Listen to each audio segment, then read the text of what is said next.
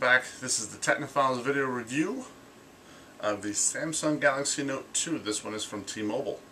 I talked about this one a little bit in detail during my podcast. If you haven't seen my podcast, go ahead and check it out. You'll see the link somewhere around here if you're checking out my YouTube page. Thanks a lot. Like I said, I talked about it a little bit in detail on the podcast, and I figure let's do a video review to kind of blase over some of the things that I might have rushed through in the podcast.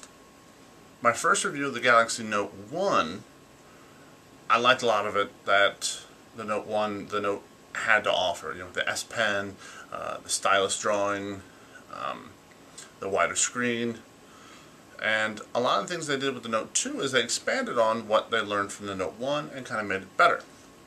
You have a bigger screen, 5.5 inches here.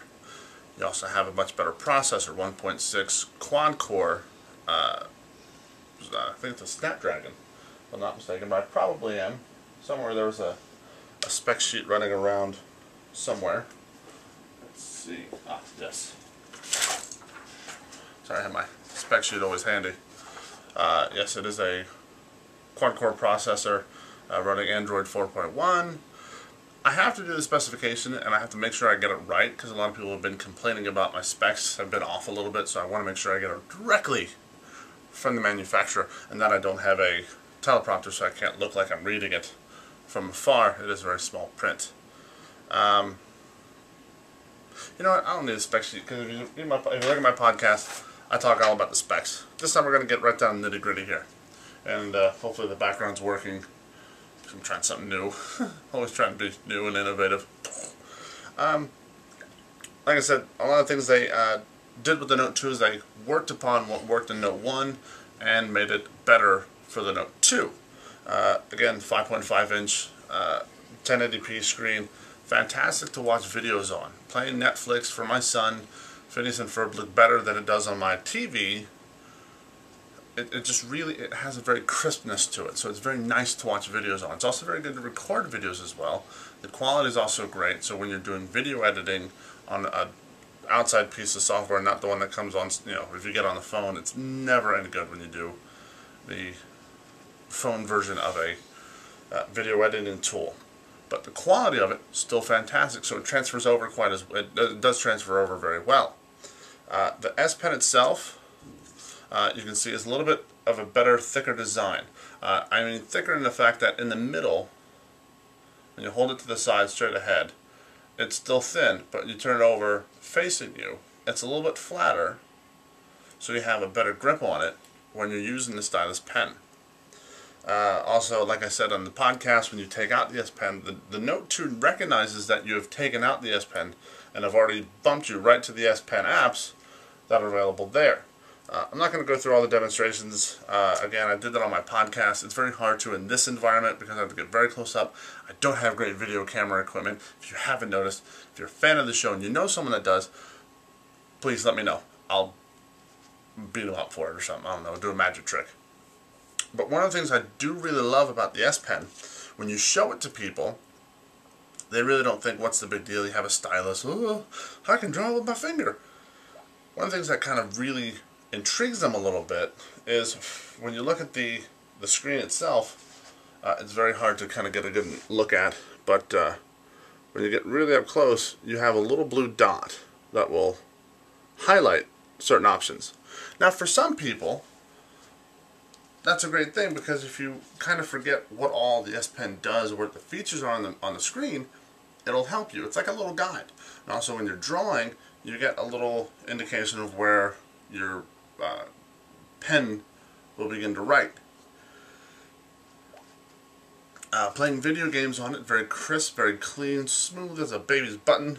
Again, I was using the Need for Speed Most Wanted app, and it was downloading a whole bunch of stuff.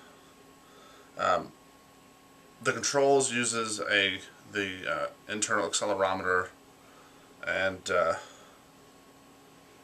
for the most part, like I said, the first time you play it takes a little bit, but after multiple playings you get really good at it. Of course, Angry Birds looks really nice with a bigger screen. You kind of get really good detail. I don't need a welcome to Fairhaven. Video cam quality, the rear camera again is 1080p. I believe it's 8 megapixels, the front's 1.9. Again, the front really superfluous, but you get the good video here. It just looks very nice, very clean. It's very hard to do this just playing one-handed, but then you kind of set the turbo. Look at that. I mean, you get a nice blur. So it's very nice to play and work stuff on, and really good for business types. Again, I push it more towards like fashion designers could probably use this really well. General contractors could use this really well. Anyone who really uses photos a lot to illustrate certain aspects of the photo, maybe like a photographer can do a photo, write something on it, send it to somebody. Even for the common person, a lot of people I find get turned off by the stylus and the ability to write on things, so they really aren't going to think that they're going to use it a lot. But once you start getting used to it, you can kind of take a little photo, draw a little thing, send it to your son or your nephew or whatever, and it kind of brightens your day a little bit because it is a little bit different, and you don't have to draw directly on the photo. You can just print it out and it comes right out. Trying to remember some of the other things. Call quality, very good. The speaker is a very small speaker, little 2 slots right there, pretty much. There's the rear camera, the LED flash. On the front end is the headphone jack, power button, volume rocker, and the micro USB port. Again, the one downside I guess they did with is the floppy, plasticky feeling. Other than that, it feels really good in your hands without the plastic backing. I'm not a big fan of the plastic backing. I think I talked about the plastic backing on the S3. Not a big fan of that. You really want to have quality all around. So you're pretty much encasing a very designer style phone with a plastic back. So you kind of cheap out on the back end. Moving from application to application works very well, very seamless. I'd say maybe once or twice. Very rarely do I ever have a hiccup where it'll freeze up on me. Usually it's the application's fault. When it does happen, the Note is quick to kill the program out, restart it, do whatever. So I'm not having the same hiccup as I'm having with my regular phone, which stalls and waits and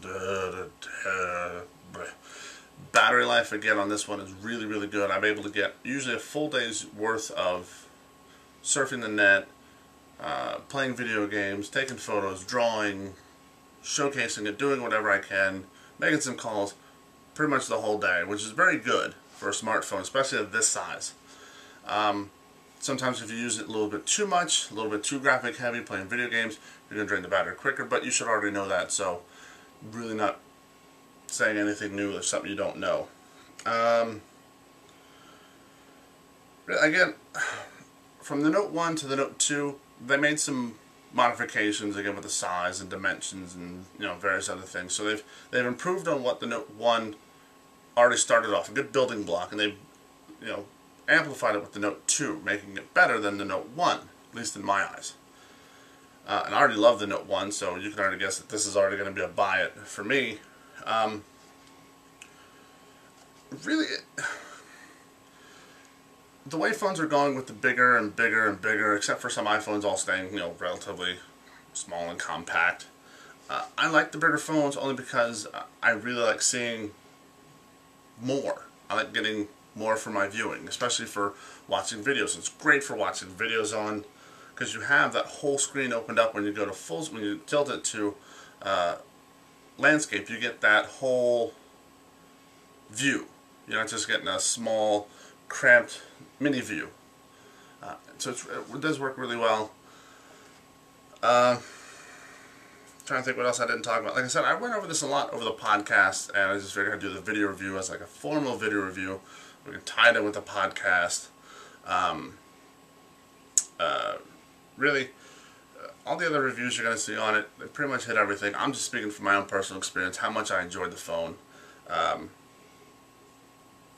Lots of internal RAM. You can boost that up with the micro SD cards. So you got a lot of RAM. It's not using up a lot of stuff. Usually with the applications, everything going up, you still have room to push more things on. Trying to get friends to do the sharing photographs or sending playlists or whatever. That's a great feature.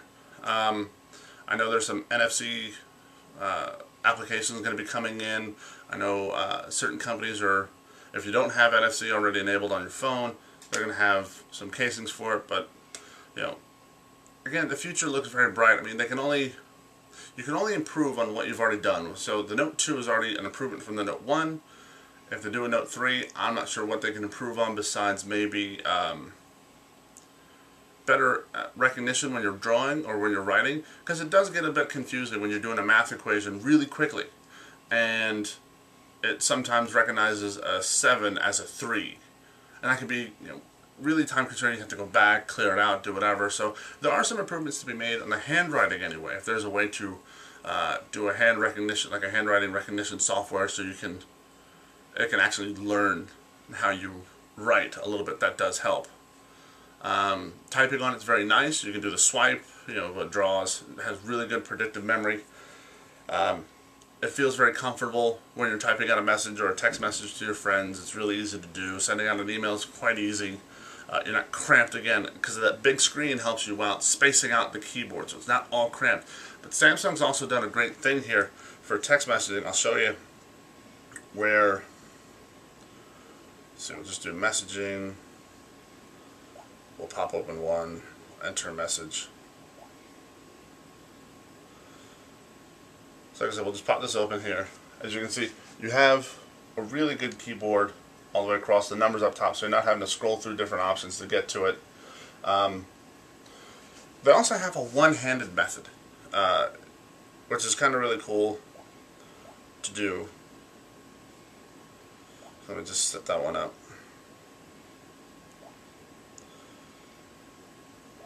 And again, with a lot of Samsung phones, you don't just have the regular just swipe to unlock. You can also have it to where it's a pin code or a directional, like hit certain row of dots in a certain specific order, or face unlock.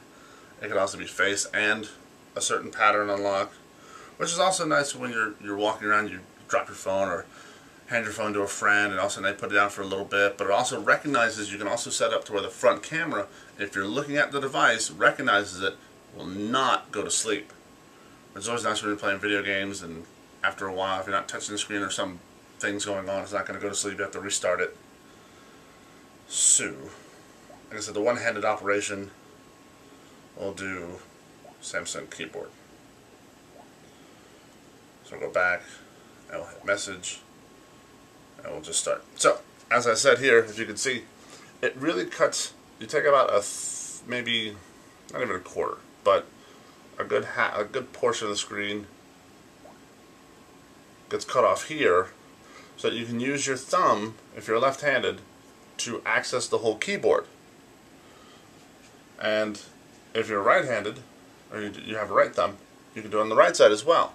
So that's a neat little feature. Instead of doing two hands, you always have to do it whatever. And if you even back over to landscape, it jumps right back over to a full-size keyboard. Go back into portrait, it'll go back into one-hand mode. So that was a neat little feature I found, usually by accident. Found it annoying, but then after a while I kind of get used to it, because most people do kind of just scroll one finger and just can pop everything and pop, pop, instead of having to reach across. So when you do one thumb across the whole keyboard, it does require some dexterity. So the one-handed operation can help you by scrunching down the keyboard, but you still get the whole QWERTY keyboard and the whole row of numbers as well. So that's very helpful. Hopefully I've showed you some things that you might not have seen in other reviews. If not, you find this boring. I understand. I'm a boring fella. I try to make it spicy by backgrounds and fancy things. Like I said, I talked about this in my podcast anyway, so this was just more of a further explanation of what the podcast already started. So if you like what you see, please leave a comment, thumbs up, thumbs down, don't care. Just if you thumbs down, tell me why. I'm open. But like as always, check out my Twitter page. You can find us at TheTechnoFiles. Go to the TechnoFiles.com website. We're also on Facebook, Google+. We're everywhere. Always look for us, because we always have fun and unique things, and hopefully we can do some more prizes and giveaways and things like that, and maybe have some more guests on the show. Thanks a lot for watching. I'm Kyle with TheTechnoFiles.com. This has been the Samsung Galaxy Note 2. This is a definite buy it from us. have fun. Green screen.